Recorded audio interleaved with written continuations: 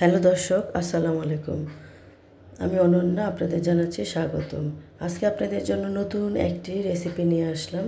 সেটা হচ্ছে বেকারি বা মিষ্টির দোকানের মতো মুচমুচে মুচমুচে নিমকি।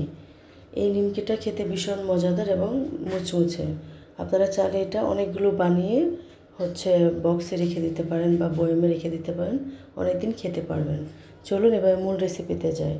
প্রথমে একটা মিক্সিং বলে 1 কাপ ময়দা নেব, পরিমাণ মতো লবণ, 1 কাপ কালো জিরা, 2 টেবিল চামচ চিনি নিব।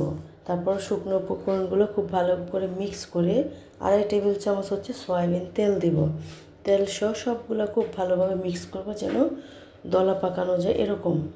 তারপরে পরিমাণ মতো নর্মাল টেম্পারেচারে থাকা পানি দেব এবং 2 বারে দিবেন। দেখেন এরকম সফট একটা ডো বানাতে হবে।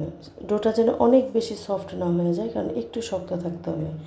তারপর বড় একটা রুটি বেলে নিব।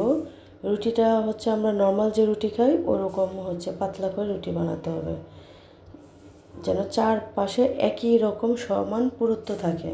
তারপরে এর উপর একটু তেল মেখে নিব এবং সাথে ময়দা ছিটিয়ে দিব, কারণ যেন ভাজে ভাজে খুলে না যায় বা লেগে না যায়। তারপর এরকম রাউন্ড করে ভাজ করে নিব এবং ছোট ছোট করে লিচি কেটে নিব। দেখেন কত সুন্দর ভাজ পড়েছে। আমরা চাইলে এটা কয়েন স্টাইলও করতে পারি। তারপর একটা ছোট্ট একটা লিচিকে বেলে নিব, তার উপর একটু তেল দেব, ময়দা দেব। ময়দা দিয়ে তারপরে ভাজ করব, যেন ভাজগুলো একসাথে লেগে না যায়। আর তারপর কাঁটা চামচ দিয়ে একটু ফুটো করে দেব, যেন অতিরিক্ত ভাজগুলো খুলে ফুলে না যায়।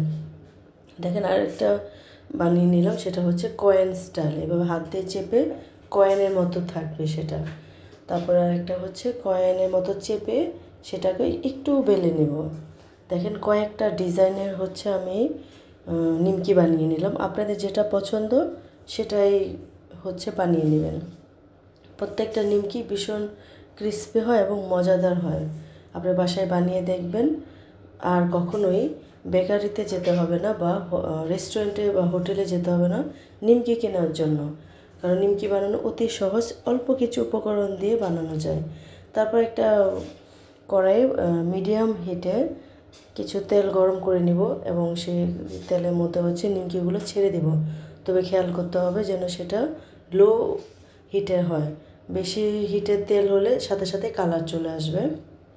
লো হিটে সেটাকে ভাজতে হবে। তারপর দেখেন এরকম গোল্ডেন কালার হয়ে গেলে উঠিয়ে নেবেন, নাহলে কিন্তু অনেক বেশি পুড়ে যাবে।